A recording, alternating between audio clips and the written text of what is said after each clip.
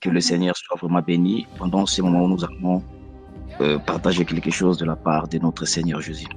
Amen. Je vais prier. Éternel Dieu des armées, nous te disons un grand merci pour cette soirée.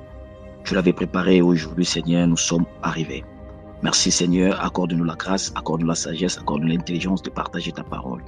Et donne-nous une bonne audition de comprendre ce qui sera dit aujourd'hui, Père. Donne-nous l'intelligence, la connaissance de comprendre ta parole. Il est écrit dans le dernier jour où moi-même j'enseignerai mon peuple. Enseigne ton peuple, afin que cette parole soit une édification pour le corps de Christ. Au nom de Jésus-Christ, nous avons ainsi prié et demandé, nous disons Amen. Amen. Amen. Voilà, que Dieu vous bénisse de partout où vous êtes. Comme le prophète vient de le dire, c'est votre frère, je suis votre frère Arnold, l'évangéliste. Et nous allons partager quelque chose ce soir. Je bénis le Seigneur d'abord pour ce thème, la doctrine du salut, la rédemption. Alors, le lundi passé, j'étais là, je suivis l'intervention du prophète. Il avait parlé sur la rédemption. J'étais là, quand bien même que je ne pouvais pas peut-être réagir par rapport à mes occupations là où j'étais. Donc, mais j'étais vraiment là à l'écoute et je suivis du début jusqu'à la fin. Et je bénis le Seigneur pour l'intervention du lundi passé. C'était vraiment formidable. Et que le Seigneur vous bénisse aussi là où vous êtes. Amen. Et pour le Seigneur, c'est un thème très important. Déjà, lorsque nous parlons sur les salis, nous comprenons déjà que les salis, c'est quelque chose qui est à la base de la vie chrétienne. Donc, depuis le commencement, la Bible dit que les anges même, il y a des prophètes ont voulu faire des recherches, des investigations pour savoir. Ils voulaient sonder même les époques pour savoir quand est-ce que cela va arriver. Mais cela n'était pas seulement réservé pour eux, mais c'était aussi pour nous. Alors, parlons sur la rédemption. Je crois que l'homme de Dieu avait bien expliqué sur la rédemption aussi. Alors, je ne vais pas m'attarder là-dessus, parce que je crois que l'homme de Dieu avait déjà bien suivi, avait bien partagé sur ça, et même les hommes de Dieu qui m'ont précédé. Je ne sais pas, mais je suis sûr, en suivant seulement ce qui était passé le lundi, et je suis sûr qu'il y a vraiment une bonne interprétation et une bonne compréhension à ce qui concerne déjà la rédemption. Alors, on n'est pas attardé là. Nous allons lire dans les épîtres des Colossiens, chapitre 1er, le verset 12 à 14. Colossiens chapitre 1er, le verset 12 à 14. Nous lisons. Rendez grâce au Père qui vous a rendu capable d'avoir part à l'héritage des saints dans la lumière, qui nous a délivrés de la puissance des ténèbres et nous a transportés dans le royaume du Fils de son amour, en qui nous avons la rédemption, la rémission de péché. Alléluia. Amen. D'abord nous rappeler, quand l'apôtre Paul était en train d'écrire cette épître aux Colossiens, et l'apôtre était en prison, et l'église qui était dirigée par Epaphras, avait remarqué quelque chose. Et l'église était dans des contraintes. Il est allé voir l'apôtre parce que c'était son mentor. Il est allé voir l'apôtre Paul pour des conseils. Il lui a expliqué comment c'était passé à l'église, qu'il y a eu des faux docteurs qui se sont introduits à l'église et ils ont enseigné des enseignements qui n'étaient pas doctrinaux. Et alors, l'apôtre, après avoir reçu le message, il commença à enseigner ou à donner des instructions à Epaphras et envoyant cette lettre aux Colossiens. Alors, lui était un peu menacé par rapport aux fausses doctrines. Si vous lisez dans E8, c'est là que vous allez remarquer que l'apôtre est en train de dire aux Colossiens que vous devez rester ferme en Christ, que votre foi, vous ne devez pas, il dit ceci, prenez garde que personne ne fasse de vous sa proie. Donc l'apôtre voulait dire aux Colossiens que peu importe les enseignements que vous recevez, mais soyez focalisés à ce que vous avez entendu, à ce que vous avez reçu. Dans le 14, il dit ceci. En qui nous avons la rédemption et la rémission du péché. le prophète lundi, il a expliqué sur la rédemption ou les rachats. Alors, lorsqu'on parlait du rachat ou la rédemption, le rachat ou la rédemption est souvent un terme commercial. Dans l'Ancienne Alliance, quand on parlait du rachat ou de la rédemption, c'est un terme qu'on parlait plus sur la commerce. Vous voyez, quand la femme qui avait perdu son mari qui était prophète, cette femme est allée voir le prophète Élisée en lui disant que non, mon mari est mort et il y a un créancier qui est venu pour prendre mes 2 enfants. Vous voyez? Et le prophète a dit, qu'est-ce que tu as? Et cette femme, l'acte qu'elle avait fait, c'était le rachat. Parce que ses enfants, ils étaient déjà sur le point de partir. Donc, quelque chose qui lui appartenait, et vu qu'elle avait des dettes, et les créanciers voulaient maintenant prendre ses enfants parce que cette femme n'avait pas la capacité de rembourser ses dettes. Ouais. Et la femme, quand il est allé voir l'homme de Dieu lui a dit, va faire ceci, fais ça. Et après avoir vu le miracle, il est allé vendre l'huile, il est allé récupérer, il a racheté ses enfants. Donc, c'est ça, le rachat. Quelque chose qui était à toi, qui était déjà parti, mais tu pars les racheter. C'est ça qu'on appelle le rachat ou la rédemption. Mais il y a une deuxième phrase que l'apôtre utilise maintenant, il utilise aussi la rémission. J'aimerais d'abord parler un peu sur le rachat ou la rédemption. Quand est-ce que nous étions achetés? Parce que la Bible a dit dans le livre de Genèse, Dieu créa l'homme et la femme. Il planta l'homme dans le jardin. Et nous connaissons très bien l'histoire qu'Adam et Ève ont péché. Ils ont brisé les commandements que le Seigneur leur avait accordés. Et Dieu étant Dieu d'amour, il pouvait aussi détruire Adam et Ève et recommencer à faire un autre Adam et une autre Ève. Parce que ces derniers, ils ont brisé la loi de l'Éternel. Ils n'ont pas pu respecter les normes que Dieu les avait dit de faire. Donc, ils sont allés plus loin de leurs limites. Et depuis ces jours-là, l'humanité était tombée dans un profond chaos. L'homme était séparé de Dieu. Parce que Dieu avait dit, le jour où vous toucherez le fruit, vous mourrez. Maintenant, quand le diable vient, il demande maintenant à Adam, est-ce que Dieu avait-il réellement dit que si vous mangez le fruit, vous mourrez? Vous remarquez déjà que la manière dont le serpent est en train de parler avec Ève, c'est déjà une question piège. Est-ce que Dieu a-t-il réellement dit? Oui. Parce qu'elle a déjà accepté d'avoir une conversation avec le serpent et ils ont tombé. Et à partir de ces jours-là, Dieu est venu, il a chassé l'homme et la femme. J'aimerais d'abord nous dire quelque chose, que Adam et Ève, quand bien même qu'ils avaient déjà péché, quand bien même qu'ils se sont reconnus qu'ils étaient nus, mais Dieu est venu toujours à la recherche de l'homme. Ouais. Donc, Dieu, la Bible dit, avant qu'il tombe, Dieu venait chaque soir.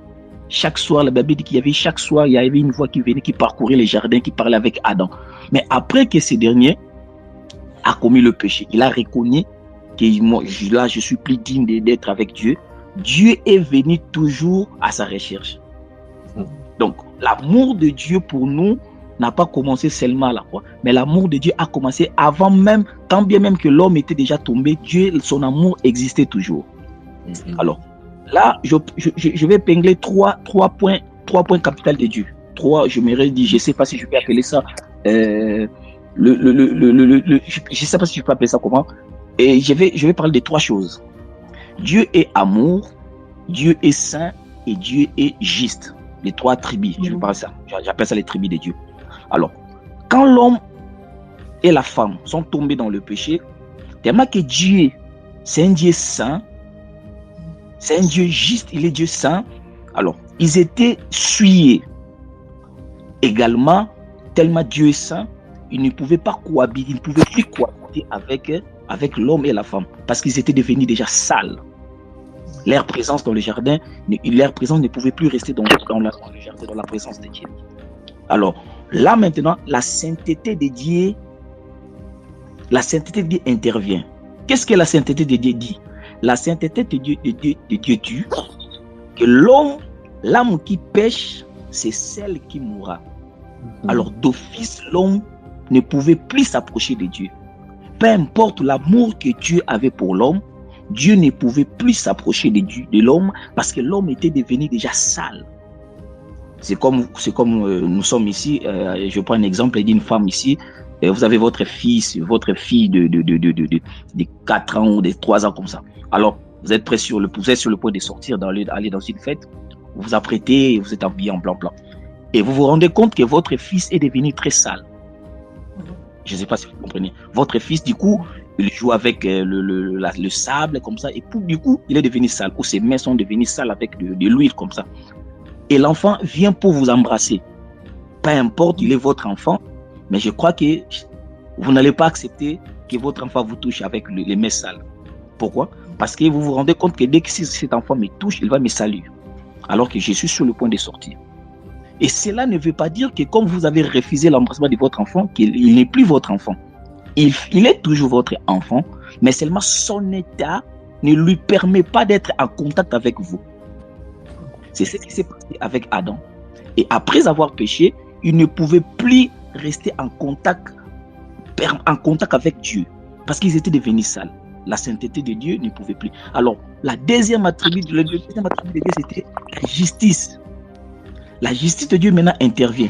Comme tu es devenu sale, tu ne peux plus cohabiter avec nous. Et la justice de Dieu a repoussé Adam. Dieu a chassé Adam, a chassé l'homme et la femme parce qu'ils étaient devenus sales. C'était la justice de Dieu. Et Dieu n'est pas seulement saint, Dieu n'est pas seulement juste, mais la troisième, c'était Dieu est aussi amour. Alors, quand la sainteté de Dieu condamne, quand la justice de Dieu nous chasse, maintenant l'amour de Dieu vient nous chercher. Dieu est venu dans son amour, il a dit quand même non, c'est quand même, attends, c'est moi qui l'ai créé. Et Dieu est venu à sa recherche. Le premier signe de l'amour de Dieu, Dieu a créé d'abord, Dieu a tué un agneau, il a pris la peau, il a fait un vêtement pour l'aider. Et c'est comme ça que le monde était tombé dans le chaos. À partir de ces jours-là, l'homme vivait comme ça. Dieu, comme il est Père, il pouvait intervenir. Il pouvait venir quand l'homme l'appelle.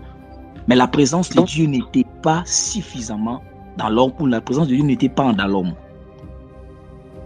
Et comme Dieu, c'est un Dieu plein d'amour, c'est un Dieu plein de miséricorde, il voulait maintenant récupérer l'homme. Alors que l'homme était tombé, nous étions tombés par notre propre péché.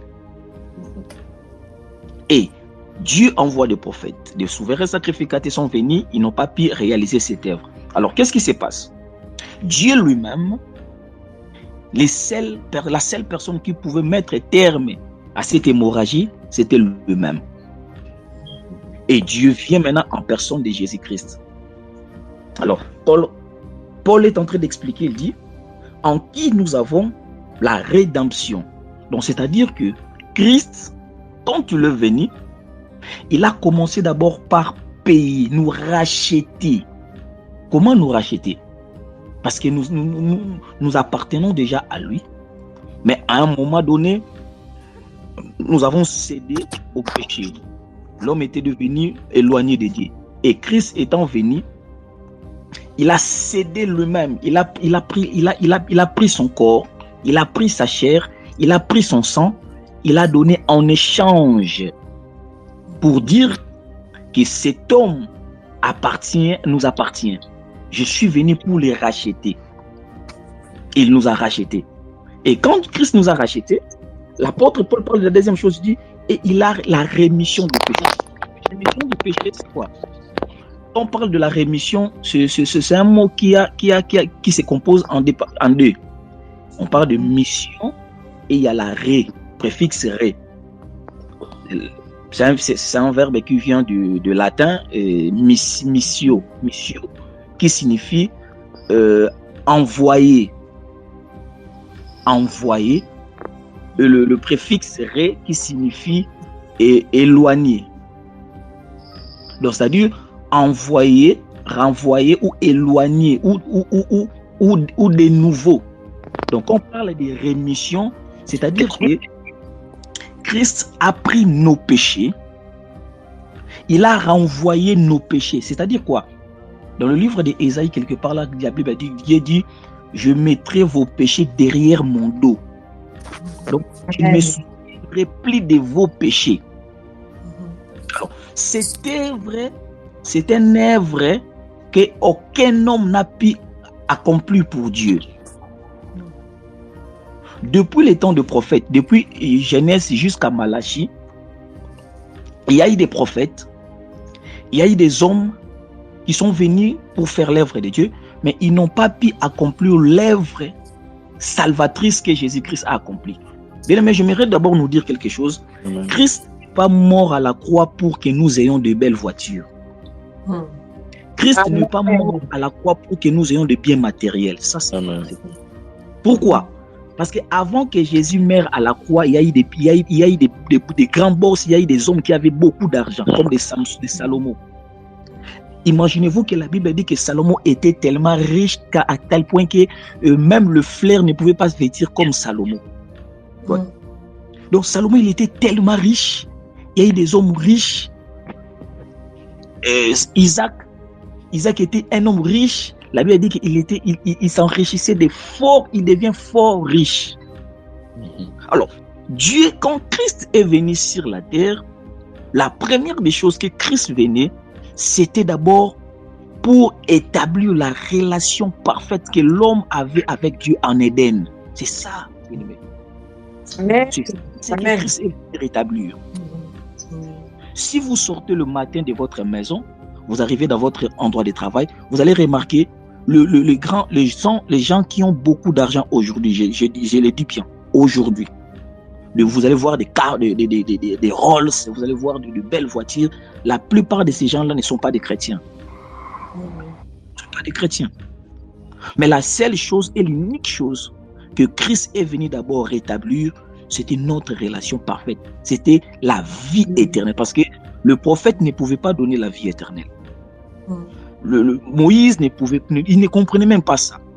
Les anges ne comprennent même pas ça. Alors, Christ est venu, il est mort et il nous a réconciliés avec le Père. Alors, c'est comme ça que dans l'ancienne alliance, on prenait toujours une brebis, on prenait le brebis pour les sacrifices, pour l'expiation du péché du peuple. Alors, toutes ces choses qui s'est passées, c'était que l'ombre des choses qui devaient s'accomplir en Christ. Alors, l'église de Colosse était menacée par un enseignement hérétique que l'homme, Dieu était si éloigné de l'homme que l'homme pouvait aussi faire ses efforts pour atteindre Dieu. Alors, Paul est en train de dire aux Colossiens que non, nous n'avons pas besoin d'un intermédiaire, nous n'avons pas besoin de quoi que ce soit. Jésus-Christ nous suffit. Parce que quand il était encore au ciel, nous étions encore sur la terre, Dieu a manifesté son amour. Christ est venu sur la terre et il est mort pour nous. Et étant mort sur la croix, il nous a réconciliés avec Père. Il a pris nos péchés, il a mis ça derrière son dos. Donc tel que nous sommes là, peuple de Dieu, rassurez-vous que vous êtes sans péché en Christ. Lorsqu'on vous appelle saint, ce n'est pas par rapport à votre sainteté, non. Ce ne sont pas les actes de sainteté que nous commettons qui fait de nous des saints, non. C'est la sainteté de Jésus qui fait de nous des saints. C'est la sainteté de Jésus-Christ par la croix qui fait de nous que nous soyons aujourd'hui appelés saints. Ce n'est pas votre sainteté à vous, ce n'est pas notre sainteté à nous, mais la sainteté de Jésus. Alors, il y a quelque chose que j'ai beaucoup aimé dans le livre des Hébreux. Dans Hébreux chapitre 9, le verset 12. Le verset 11, je commence le verset 11. La Bible dit ceci. Mais Christ est venu comme souverain sacrificateur de biens à venir. Il a traversé le tabernacle plus grand et plus parfait, qui n'est pas construit de main d'homme, c'est-à-dire qui n'est pas de cette création. Il est entré une fois pour toutes dans le lieu très saint, non avec le sang de bouc et de veau, mais avec son propre sang, ayant obtenu une rédemption éternelle. Amen. Amen. Donc, vous comprenez qu'ici, l'auteur de ce livre d'Hébreux nous parle de quelque chose de très merveilleux. J'aimerais d'abord nous rappeler que dans l'Ancienne Alliance, le livre des traités d'alliance des enfants d'Israël, c'est d'Exode. C'est dans le livre des Exodes que Dieu est en train de traiter l'alliance avec le peuple juif, qui était une préfiguration de l'Église. Alors, dans la nouvelle alliance maintenant, Dieu, le livre des traités d'alliance, c'est Hébreux.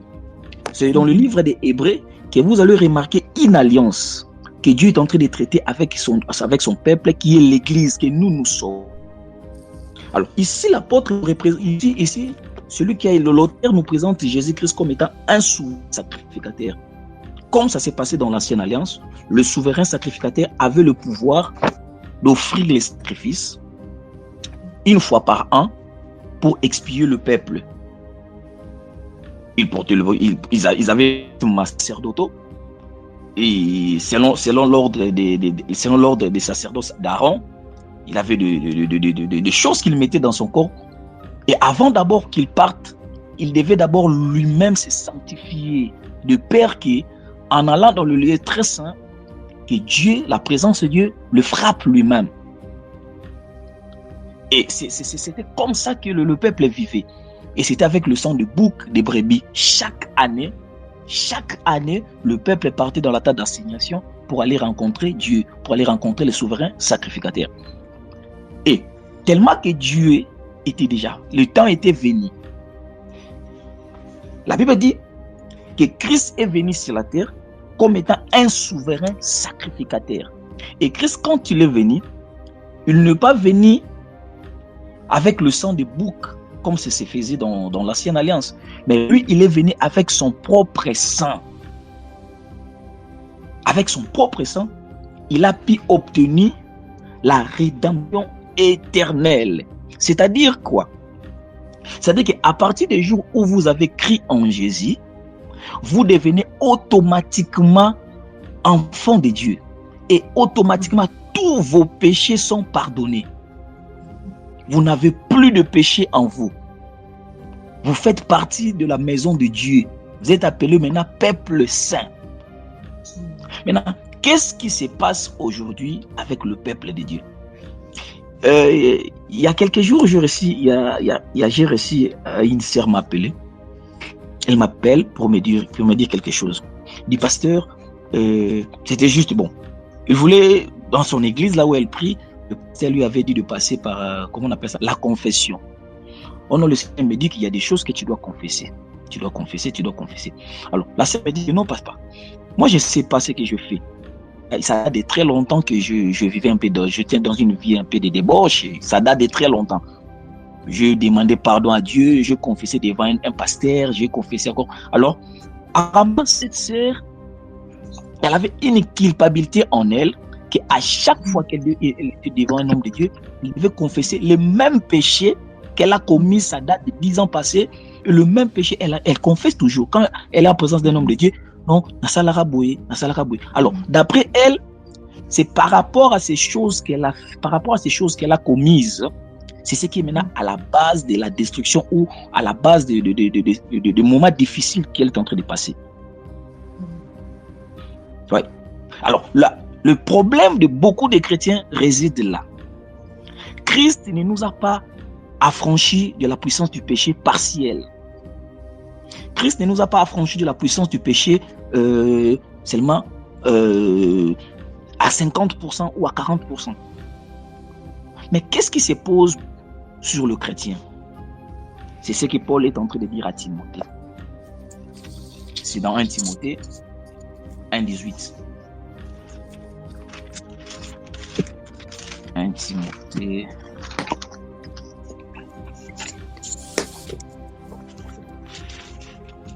Si quelqu'un voit, il peut. Voilà. 1 Timothée 1,18. Écoutez ce que Paul est en train de dire.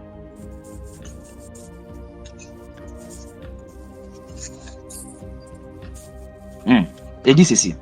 Le commandement que je t'adresse, Timothée, mon enfant, selon les prophéties faites précédemment à ton sujet, c'est que d'après elle, tu combattes le bon combat en gardant la foi et une bonne conscience.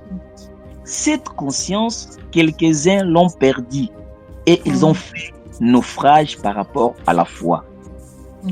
Vous remarquez? L'apôtre Paul est en train d'exhorter Timothée, dit ceci. Tu dois garder la foi en gardant une bonne conscience. Le problématique de beaucoup des enfants de Dieu, ce ne sont pas les démons, ce n'est même pas les diables, mais ils n'ont pas une bonne conscience. Vous avez une conscience qui vous reproche toujours. Vous avez une conscience qui vous rattrape toujours que non, vous avez fait ceci, vous avez fait cela. Regardez ce que vous avez fait en 2015. Regardez ce que vous avez fait. Alors, cette conscience que vous avez vous empêche d'évoluer dans les choses de Dieu. Cette conscience que vous avez vous empêche d'aller en avant. À chaque fois, vous voyez des démons. À chaque fois, vous voyez des liens. À chaque fois, vous voyez que non, ce qui se passe, c'est ma famille. Je suis né dans une famille où il y a des démons. Je suis né dans une famille où ceci, c'est là. Mais alors que la Bible dit, si le Fils de Dieu vous a franchi, vous serez réellement libre. Alors, je me pose maintenant la question. On doit croire à ce que Dieu, la parole de Dieu, on doit croire à nos expériences personnelles. Oui. La parole de Dieu est tellement claire que il est écrit que le Fils vous a franchi. Il a remis nos péchés, il a mis nos péchés en arrière-plan. Il a effacé cela, maman. Dieu ne vous condamne plus. Le Seigneur ne voit plus ce que vous avez commis hier. Parce que aussi longtemps que l'enlèvement n'a pas encore eu lieu, c'est encore un grand moment pour vous de vous repentir, de demander pardon à Dieu, de regagner la maison. Vous voyez? Il n'y a pas une offrande à donner pour avoir le pardon du péché. Il n'y a pas un sacrifice à faire pour obtenir la paix. Il n'y a pas une offrande qui peut vous garantir la paix. Il n'y a pas un sacrifice qui peut vous donner quoi que ce soit. Mais il suffit seulement de comprendre et de réaliser que Christ est mort à la croix pour moi. Christ est mort à la croix pour moi. Vous prenez cela, vous en appropriez pour vous-même. Et automatiquement, cela devient votre vie. Lisez bien, c'est le péché au singulier. Ce n'est pas le péché au pluriel, c'est les péchés. Donc, quand on parle du péché au singulier, il y a tout dedans. La malédiction de votre famille est là-dedans, la maladie est là-dedans, les souffrances sont là-dedans, tout. Donc, dorénavant, à Christ, vous devenez en Christ. Vous devenez une nouvelle créature. Toutes choses de votre vie sont devenues nouvelles. Pourquoi? Parce que vous appartenez maintenant à Christ. C'est ça la doctrine du salut. La doctrine du salut plutôt. Quand la Bible dit, je partage avec un frère, il dit, dans les derniers jours, le Seigneur a dit qu'il va envoyer son esprit et lire les prophètes, et comme nos amis de Branham disent. Moi, j'ai dit, bon, vous savez quoi? Quand la Bible dit que non, Élie le prophète viendra, qu'est-ce que Élie le prophète? Élie le prophète, ce n'est rien à voir que sur le système. C'est une prédication, c'est une doctrine. C'est-à-dire quoi? Élie, qu'est-ce qu'il a fait? Il a ramené le cœur du peuple au Père. C'est ça le message. C'est ça la rédemption. Donc le cœur qui était détaché de Dieu, le vie qui était détaché de Dieu, le Seigneur Jésus-Christ est venu pour nous faire regagner la maison. Mais comment avoir une conscience qui ne vous reproche plus? Une conscience qui est pure. Beaucoup des enfants de Dieu aujourd'hui souffrent. Beaucoup des enfants de Dieu aujourd'hui ont des problèmes sérieux. Ils pensent que non, Dieu m'a abandonné, Dieu m'a laissé, Dieu m'a fait ceci, alors que sa conscience devait être renouvelée. La Bible dit, Ne vous conformez pas au siècle présent, mais soyez transformés par le renouvellement de l'intelligence. Un chrétien dont l'intelligence n'est pas renouvelée, tu peux passer des temps de prière, de délivrance après délivrance. On te pose de main, mais vous allez remarquer que rien ne va changer. Pourquoi? Parce que ce que le diable combat plus dans votre vie, c'est que vous ayez la connaissance. Jean 8, 32, la Bible dit, vous connaîtrez la vérité et la vérité vous affranchira. C'est la vérité qui affranchit. C'est pourquoi l'Église d'aujourd'hui, nous devons faire des efforts nécessaires dans la parole, de rester dans la parole, de méditer la parole de Dieu, de lire la parole de Dieu, afin que vous croissiez dans la connaissance de la parole de Dieu. C'est la chose la plus capitale. C'est la chose la plus capitale. Tel que vous êtes là, il n'y a aucune condamnation, il n'y a aucun péché qui peut vous réclamer. Pourquoi? Parce que Christ a tout payé. Je dis souvent aux gens, quand Christ dit que tout est accompli, maintenant, quand Christ dit tout est accompli, et maintenant, toi, tu viens me dire que non, à part ce que Christ a fait, il y a encore un autre sacrifice. Quel est ce sacrifice qui est plus grand que l'œuvre de la croix de Jésus? Est-ce que vous y pensez? La gravité. Ouais. Si la croix de Jésus n'a pas pu réaliser cela, alors qui est-il, homme de Dieu, qui va réaliser cela? C'est ça que l'Église est dans un profond sommeil. C'est que le fidèle, nous ne comprenions pas certaines choses. Alors que nous sommes au période où la Bible dit la terre tout entière sera remplie de la connaissance de Dieu. Et la connaissance, c'est quoi? C'est dans la parole de Dieu. C'est en lisant, en méditant la parole, qu'on parvienne à la connaissance et à la stature parfaite de Christ. Ce n'est pas en te posant le main, bien-aimés frères et sœurs. Depuis un bon moment, je suis en train de méditer sur ces choses. Que l'Église ou le fidèle, nous devons comprendre ces choses, maman. Vous n'êtes pas là, vous n'êtes pas une charge pour le pasteur de vous imposer le main chaque jour. Vous n'êtes pas là pour venir chaque jour implorer. Non. Tel que vous êtes là, Christ vous a déjà affranchi de la loi du péché. Le problème avec vous est que, vous savez, j'ai dit souvent aux fidèles, le problème qui se passe entre les pasteurs et les fidèles, qui les fidèles ne veulent pas apprendre. Maintenant, le pasteur apprend, c'est pour cela que nous vous dépassons. Sinon, photos en absence moko. Ouais.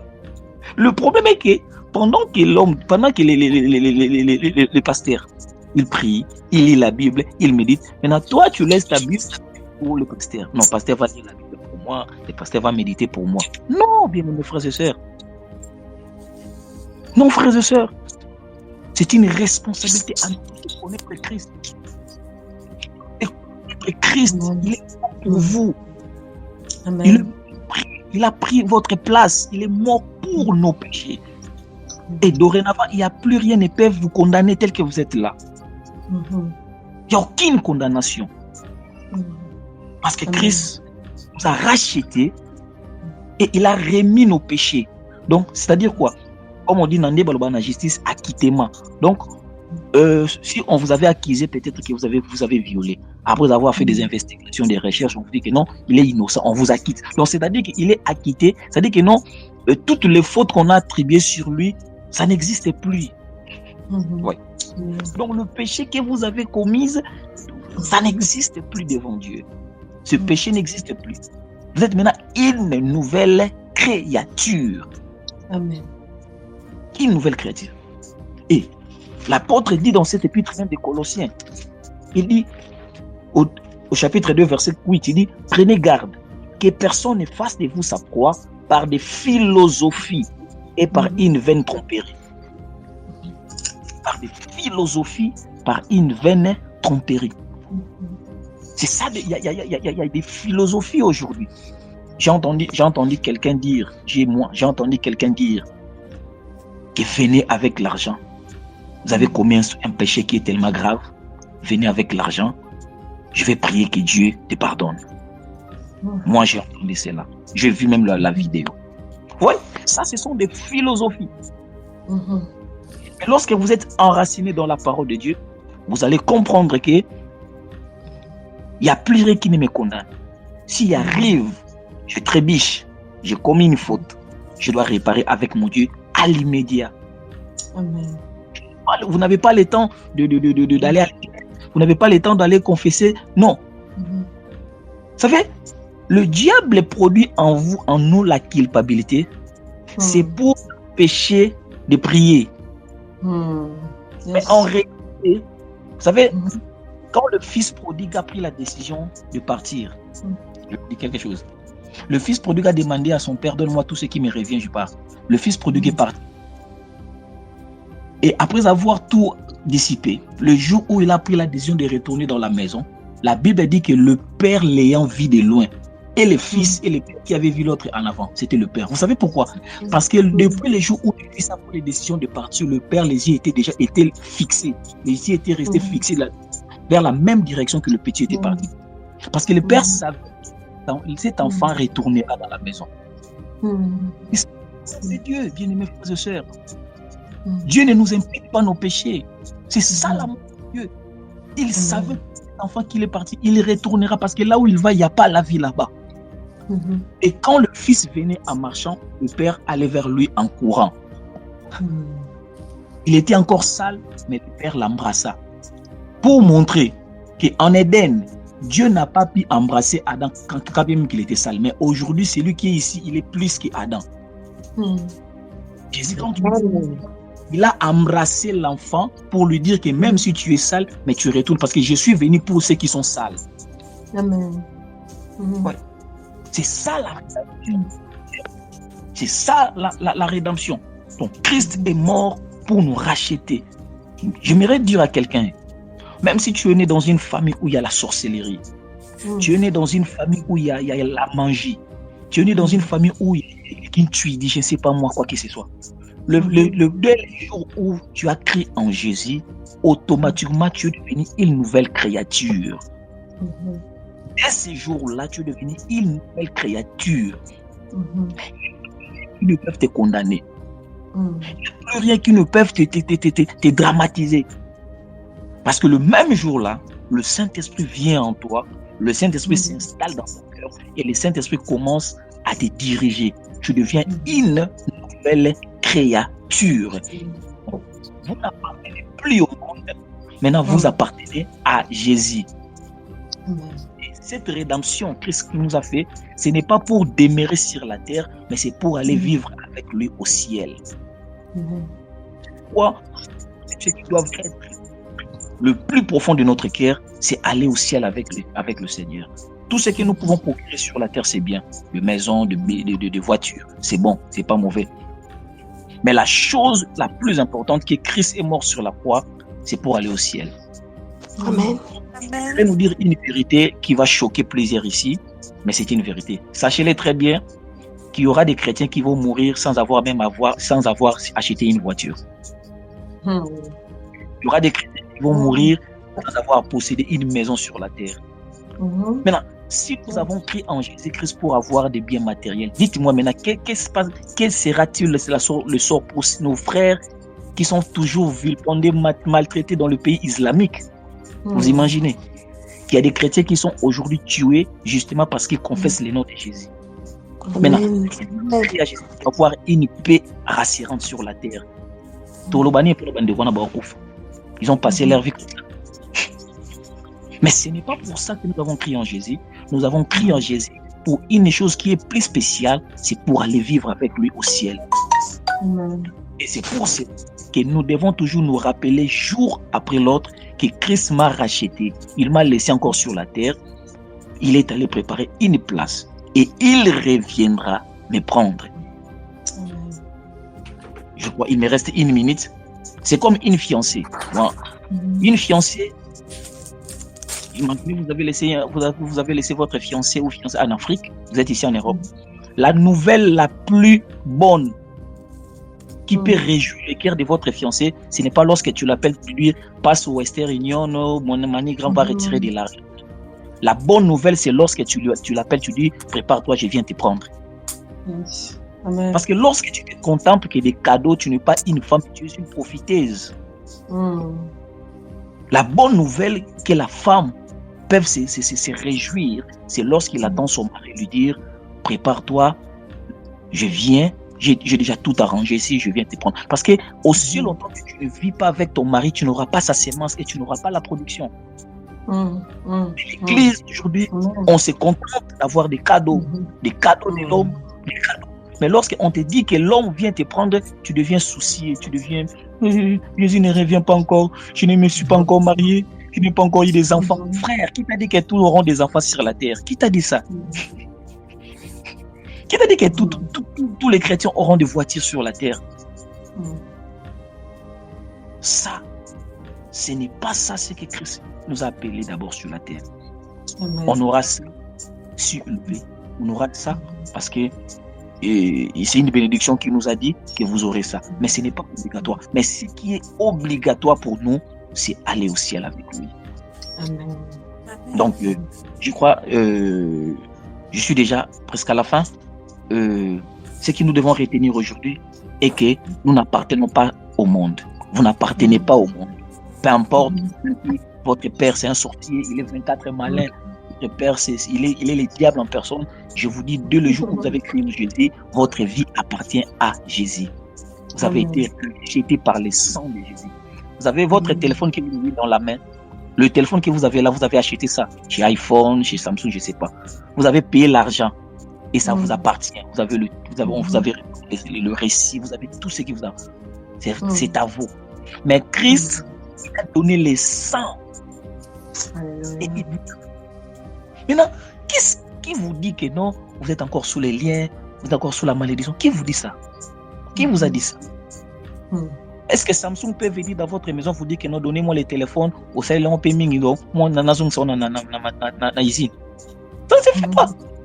Mais comment vous croyez que le diable peut venir encore vous prendre entre les mains de Jésus? Comment vous croyez à ça? Bien aimé, il est déjà 20h47, je crois, je dois arrêter ici. Dieu nous a rachetés et il nous a laissés sur la terre comme Israël était encore dans le désert. C'est ça le monde pour aller au Canaan. Donc bientôt nous irons au Canaan. Alors préparez-vous, soyons prêts pour aller rencontrer l'époux, l'homme qui a donné sa vie pour nous. Et ça sera quelque chose de très très très merveilleuse pour nous, Église. Je suis le évangéliste Arnold, comme le prophète avait dit au début. Que le Seigneur vous bénisse. Je suis à la fin de mon message. Merci beaucoup. Il y a beaucoup à dire, mais le temps nous est parti. Je bénis Dieu, je bénis la présence de tous et chacun. Je bénis aussi la présence je bénis le prophète Daniel pour cette opportunité. Et merci beaucoup. Que Dieu vous bénisse abondamment, la maison du potier. Merci beaucoup. Amen. Amen. Est-ce qu'on pourra acclamer pour le Seigneur? Acclamons pour le Seigneur. Amen. Amen. Amen. Amen. Seigneur, homme de Dieu, que Dieu vous bénisse abondamment pour le message. Je pense que c'était clair et limpide. On a été rachetés. Amen. Personne ne te trompe, tu as été racheté, tu appartiens à Christ, tu appartiens à la famille céleste. Amen. Tu as le sang de Jésus à toi, tu as la rédemption, tu as été racheté. Amen. Amen. Voilà. Dieu bénisse tout un chacun de nous. On s'excuse par rapport à la minute de qui. On va se retrouver demain. Demain, c'est mercredi. Mardi plutôt. Demain, c'est mardi. Retrouvons-nous à Mahombi Tefil à partir de 21h jusqu'à 22h juste. Amen. Voilà. Amen. Paix grâce à tout le monde. Shalom à tout le monde. Bye bye. Bye bye.